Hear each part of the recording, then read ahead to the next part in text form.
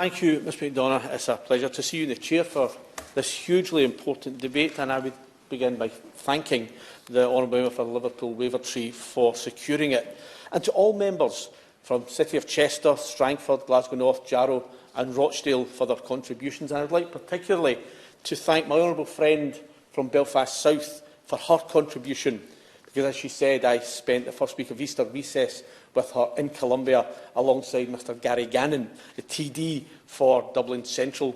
And we were there at the invitation of ABColombian, the advocacy project for a coalition of humanitarian organisations made up of Oxfam, Skiaf, Christian Aid, Chokra and CAFOD.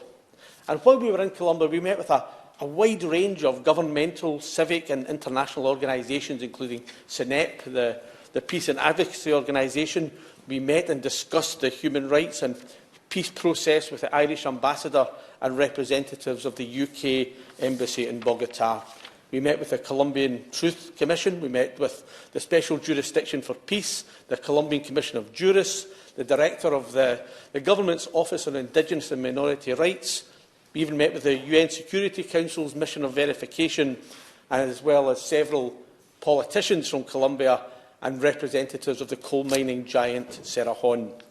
But most importantly, we met and listened to the indigenous people of the Sierra Nevada and La Guajira, the regions in the impoverished, remote northeast of the country. Those indigenous communities, the Wayu, the Kingwamo, the Koge, the Wiwa and the Arhuaco, who alongside the Afro-Colombian neighbours are engaged in an existential battle with multinational coal mining companies and other mega power projects, as well as with the Colombian government over access to their sacred traditional lands and the water on which they depend to survive. And I will return to the issue of land and human rights of these communities later. But as we've heard from many speakers, Colombia is at a crossroads, and what happens in the next few weeks will have a long-lasting effect on the future of the country and its people. On May the 29th, Colombia will elect a new president, and just 1 week later, the Truth Commission, that official body that was established to investigate human rights violations, war crimes and other serious abuses, will hand over its official report to the new president. That report will be comprehensive and detailed, and given the history of Colombia over the past 5 decades, I think we can safely assume that an awful lot of people on all sides of that conflict are going to be very unhappy with what the Truth Commission will report. And as the honourable member for Rochdale has just said, our sincere hope is that that new president will accept the report in full and implement its findings. And I appreciate assurances from the Minister that, as penholder on the mission of verification, that the UK Government does have a plan in place to support the Truth Commission when it does report.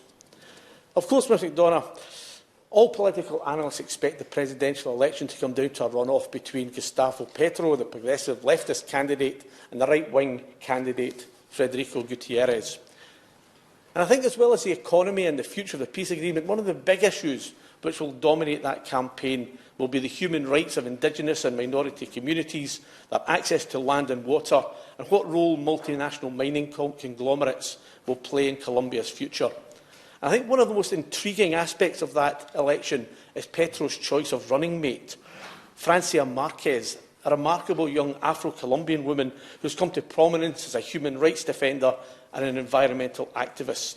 She's bravely championed women's rights and the rights of Afro-Colombian and indigenous communities, and in 2018 she was awarded the prestigious Albert Goldman Environmental Prize. And now, remarkably, she's just 6 weeks away from potentially being Vice President of our country. And I'm reminded of when she received her Albert Goldman Prize, she said, "Colombia is a country that has traditionally been run by wealthy families. When black and indigenous communities demand that large-scale mining be removed from our communities and we ask for protection under the rule of law, those ruling families say that we are posing a hurdle to economic development." And that's when I ask, what kind of development are they referring to, especially when indigenous and black communities lack basic utilities? The community I live in has no drinking water, and our river has been polluted with chemicals for illegal mining. And her story matches almost exactly those that I and the honourable member for Belfast South heard time and again when we visited Sierra Nevada and La Guajira at the start of April. We heard stories, multiple stories of violence, intimidation and murder being carried out particularly against female community leaders who dare stand up for human rights and the protection of their traditional lands. La Guajira is close to the border of Venezuela and is home to the Wayo people. But it's also home to the largest open-cast coal mine in Latin America, Cerrejón, which is entirely owned by the Swiss mining giant Glencore. Cerrejón's footprint stretches to a mind-boggling 70,000 hectares, almost 300 square miles of this incredibly beautiful, mountainous, densely forested area with its remarkable biodiversity. And apart from the very obvious damage that coal extraction does to the planet, mining also requires water, lots and lots of water. And right now there's a battle raging through the Colombian courts between the Cerrejón Mining Company and the indigenous people of La Guajira for access to that water. At the centre of the current dispute is the Arroyo Bruno, a river which the Wayo people have relied on for centuries for drinking, washing and irrigation, and it runs right through the centre of Cerrejón. And the company has decided to reroute the river to allow them to expand their coal extraction. And 2 weeks ago, I walked along the dry riverbed of what once was a thriving, living river, and I was amazed by what I can only describe as the circular insanity of allowing the destruction of one of the most beautiful biodiverse places on the planet to get access to the water, which will allow further coal extraction, the burning of which has contributed to rising global temperatures and which has directly contributed to the scarcity of water in the tropical forests of northern Colombia. As one Wayo community leader told us, mining in Colombia is destroying the land, it is destroying the people, it is destroying the future for us and our children, and ultimately it will destroy you too. The coal mine at Cerrejón isn't for domestic consumption. Millions of tonnes that are taken from this vast open-cast mine are destined for Europe.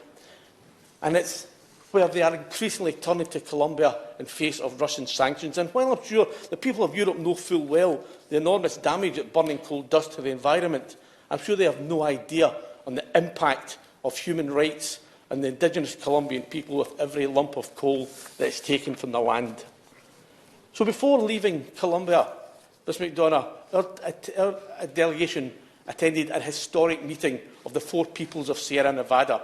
And it was historic because it was the first time that the four nations of the Sierra Nevada, known as the heart of the world, had agreed to work with the Wayo and Afro-Colombian communities of La Guajira to speak with one unified voice against the mega energy projects and the complicity of the destruction of their land and their culture. And in that meeting, we agreed to be the voice of the communities of the heart of the world in Europe. And here we are today in this Parliament, starting to fulfil that promise. In addition to speaking in this House and in the Dáil, we'll be contacting the Colombian embassies in Dublin and London and Cerrejón coal parent company Glencore in Switzerland to raise our serious concerns. Our final meeting before we returned home was with a group of Colombian senators who just yesterday in the Colombian Senate moved a motion on the kidnapping of water by transnational companies. We've agreed to join forces and invite politicians from other European countries to join us in shining a light on what's happening to the indigenous people and the Afro-Colombian communities in Colombia. Ms MacDonald, I'll finish by echoing the words of the member for City of Chester and for Strangford. There cannot be justice without peace, and peace is fundamental to any progress in Colombia. And I believe that with the support of the international community to implement the Truth Commission report, and with political leaders who will put human rights first and put them ahead of the interests of multinational corporations, there can and will be a bright, peaceful future for Colombia and all Colombians. Yeah.